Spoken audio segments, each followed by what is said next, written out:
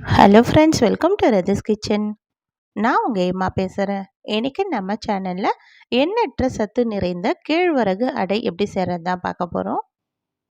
இந்த கேழ்வரகு அடை வாரத்தில் 2 நாளாவது நம்ம கண்டிப்பாக உணவில் எடுத்துக்கணும். நமக்கு உடம்பு ரொம்ப ஆரோக்கியமாக இருக்கும். குழந்தைங்களுக்கு நார்மலாக கேழ்வரகுனாவே பிடிக்காத ஒன்று தான். ஆனால் அந்த கேழ்வரகுல இது போல் அடை செஞ்சு கொடுங்க. அவங்க கண்டிப்பாக விருப்பமாக சாப்பிடுவாங்க. நல்ல டேஸ்ட்டாகவும் இருக்கும். இந்த ரெசிபி எப்படி செய்யலான்னு வீடியோக்குள்ளே போய் பார்க்குறதுக்கு முன்னாடி நம்ம சேனலை முதன்முறையாக பார்க்குறீங்கன்னா சப்ஸ்கிரைப் பண்ணிவிட்டு பாருங்கள் ஃப்ரெண்ட்ஸ். இப்போ வாங்க வீடியோக்குள்ளே போகலாம்.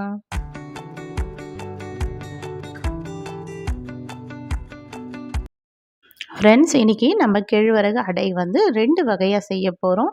பெரியவங்களுக்கு அது இல்லாமல் சிறியவர்களுக்கும் எப்படியெல்லாம் செஞ்சால் அவங்க சாப்பிடுவாங்கன்றது தான் செய்ய போகிறோம். இப்போ நம்ம ஒரு மிக்சிங் பவுலில் ஒரு கப் அளவுக்கு கேழ்வரகு சேர்த்துட்டு இதில் 1/2 ஸ்பூன் அளவுக்கு உப்பு சேர்த்துடலாம். உங்கள் மாவுக்கு ஏற்ற அளவுக்கு நீங்கள் உப்பு சேர்த்துக்குங்க. இதில் மீடியம் சைஸ் வெங்காயம் 1 சின்ன சின்னதாக கட் பண்ணி சேர்த்துக்கலாம். இது கூடவே வரமிளகாய் 1 காரத்துக்கு கிள்ளி சேர்த்துக்கலாம். இப்போ ஒரு கைப்பிடி அளவுக்கு முருங்கைக்கீரையை நல்லா இது போல் கிள்ளிட்டு தண்ணியில் அலசிட்டு இப்போ நம்ம இந்த கீரையை இது போல் சேர்த்துக்கலாம். இப்போ நம்ம சேர்த்த கீரையை இது போல் கலந்து விட்டுடலாம். கலந்து விட்டுட்டு இப்போ இதில் கொஞ்சம் கொஞ்சமாக தண்ணி சேர்த்துட்டு நல்லா பிணைஞ்சு விடணும். ரொம்ப அதிகமாக கேழ்வரகு தண்ணி இழுக்காது, அதனால் பார்த்து குறைவாக சேர்த்துக்குங்க. இப்போ இந்த மாவை இது போல் கலந்து விட்டுடலாம். கேழ்வரகு மாவை நம்ம கலந்து விடுறதுக்கு ரொம்ப அதிகம் நேரம் எடுக்காது. இப்போ இது நமக்கு ரெடியாக இருக்குது. இது அப்படியே இருக்கட்டும்.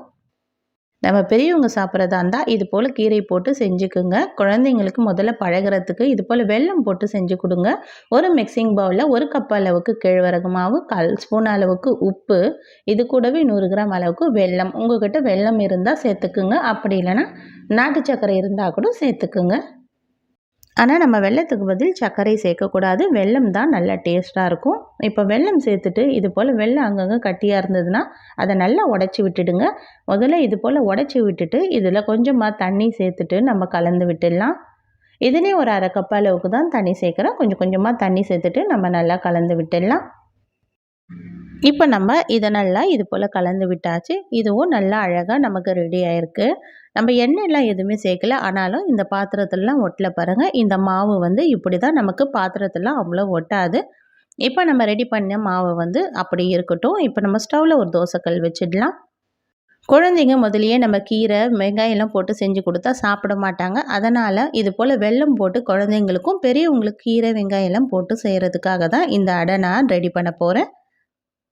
இப்போ தோசைக்கல் நார்மலாக நல்லா சூடாகிருக்கு. சூடானோடனே ஸ்டவ்வை வந்து மீடியம் ஃப்ளேமில் மாற்றிட்டு இதில் கொஞ்சமாக எண்ணெய் சேர்த்துக்கலாம். எண்ணெய் சேர்த்துட்டு இது நம்ம சப்பாத்திக்கெல்லாம் மாவு உருண்டை எடுப்போம்ல, அது போல் டபுள் மடங்கு 2 சப்பாத்தி சேர்ந்தால் எடுப்போம்ல மாவு, அந்தளவுக்கு நம்ம மாவு எடுத்துக்கலாம் கையில்.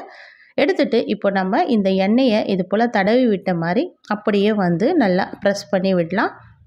நம்ம எண்ணெய் இருந்தனா தான் தோசைக்கல்லில் ஒட்டாமல் இருக்கும். அதனால தான் எண்ணெய் சேர்த்துட்டு அதுக்கப்புறமா இது போல் தட்டி விடணும். ஸ்டவ் லோ ஃப்ளேமில் வச்சுட்டு இது போல் கையை வச்சு ப்ரெஸ் பண்ணி எடுக்கணும். ரொம்ப அழுத்தம் கொடுத்து ப்ரெஸ் பண்ணக்கூடாது. மேலோட்ட நம்ம இது போல் கையை வச்சு நம்ம ப்ரெஸ் பண்ணி விட்டாவே போதும். அழகாக நமக்கு ரெடி ஆகிடும். உங்களுக்கு எந்த சைஸில் அடை தேவையோ அந்த சைஸில் நீங்கள் திரட்டி விட்டுக்குங்க. நான் வந்து சின்ன சின்னதாக தான் இன்றைக்கி அடை ரெடி பண்ணுறேன். இப்போ இதை நல்லா தட்டி விட்டாச்சு. தட்டி விட்டோன்னே இதில் கொஞ்சமாக சுற்றி எண்ணெய் சேர்த்துடலாம். இதில் எண்ணெய்க்கு பதில் நெய் கூட சேர்த்துக்கலாம் நம்ம. ஆனால் பெரியவங்களாம் சாப்பிட்றதுனால இதில் எண்ணெயை கொஞ்சமாக சேர்த்து நம்ம இது போல் திருப்பி போட்டுடலாம். இது நல்லா இந்த கேழ்வரகு வெந்து வர வர நல்லா கலர் மாறி வர ஆரம்பிக்கும். ஒரு 5 நிமிஷம் இதை அப்படியே மீடியம் ஃப்ளேமில் வச்சுட்டு சவக்க விடணும். ரொம்ப அவசரப்பட்டு நம்ம கலர் மாறிடுச்சுன்னு எடுத்துடக்கூடாது. இது நல்லா பொறுமையாக சவந்து வந்தால் தான் நமக்கு உள்ளெல்லாம் நல்லா வெந்து வரும். ஒரு 5 நிமிஷத்தில் இது நல்லா சவந்து வந்துடுச்சு. இதை எடுத்து அப்படியே ஒரு பிளேட்டில் மாற்றிடலாம். அடுத்ததாக நம்ம வெல்லம் சேர்த்து செஞ்சோம்ல அடை, அந்த மாவை எடுத்து இப்போ நம்ம அடை ரெடி பண்ண போகிறோம். குழந்தைங்களுக்கு செய்கிறதுனால இதில் நான் 1/2 ஸ்பூன் அளவுக்கு நெய் சேர்த்துட்டு இப்போ நான் ஏற்கனவே சொன்ன அளவுக்கு நான் மாவு எடுத்துகிட்டு 2 சப்பாத்தி மாவு அளவுக்கு இந்த மாவை எடுத்து இப்போ நம்ம தட்டி விட்டுடலாம். இது போல் தோசைக்கல்லில் நம்ம நல்லா ப்ரெஸ் பண்ணி விட்டுடலாம். இது போல் நம்ம கை விரல்களால் இது போல் நம்ம ப்ரெஸ் பண்ணி விட்டாவே போதும். அழகாக நமக்கு கரெக்டான ஷேப்பில் நமக்கு ரெடி ஆகும். இது போல் கொஞ்சம் நல்ல நடுவில் இருந்து இப்படி சுற்றி சுற்றி தட்டி விடணும். இது போல் தட்டி விட்டால் தான் நல்லா கரெக்டான ஷேப்பு நமக்கு ஒரே சைஸில் ஒரே திக்னஸில் நமக்கு ரெடி ஆகும். இப்போ இதையும் தட்டி விட்டுட்டு இதை சுற்றி நெய் சேர்த்துடலாம். 1/2 ஸ்பூன் அளவுக்கு நெய் சேர்த்துக்கிறேன். நெய் சேர்த்துட்டு கேழ்வரகோட இந்த நெய் சேர்த்து செஞ்சோன்னா ரொம்ப சத்து நிறைவாக இருக்கும் குழந்தைங்களுக்கு. அதனால தான் இது போல் நான் செஞ்சு கொடுக்குறேன். இது ஒன்று சாப்பிட்டாவே போதும், வயிறு நிறைவாயிடும். குழந்தைங்களுக்கு காலை பிரேக்ஃபாஸ்ட்டாக இதை செஞ்சு கொடுங்க, இல்லை ஸ்நாக்ஸுக்கு கூட இதை கொடுத்து அனுப்புங்க. அவங்க ரொம்ப டேஸ்டியாக சாப்பிடுவாங்க. வெல்லம் போட்டு நல்லா இனிப்பாக இருக்கிறதுனால இந்த நெய்யோடு சேர்ந்து நல்லா வாசனையாகவும் இருக்கும். ஒரு 5 நிமிஷத்துக்கு இது போல் நல்லா சவக்க விடலாம். இது கலர்லாம் அப்படியே மாறி வருதில்ல, இது போல் ஒரு 5 நிமிஷம் நல்லா சவக்க வச்சு எடுத்தோன்னா சூப்பரான கேழ்வரகு அடை ரெடி ஆகிடுச்சு. பாரம்பரிய உணவில், சத்து நிறைந்த உணவில் இந்த கேழ்வரகு அடையும் ஒன்று தான். ஆனால் காலம் போகிற போக்கில் இந்த கேழ்வரகு அடையை யாருமே பெரும்பாலும் வீட்டில் செஞ்சு சாப்பிட்றது கிடையாது. ஆனால் இது போல் கேழ்வரகு அடை வாரத்துக்கு 2 முறையாவது செஞ்சு நம்ம சாப்பிடும்போது உடம்பு ரொம்ப ஆரோக்கியமாக இருக்கும்.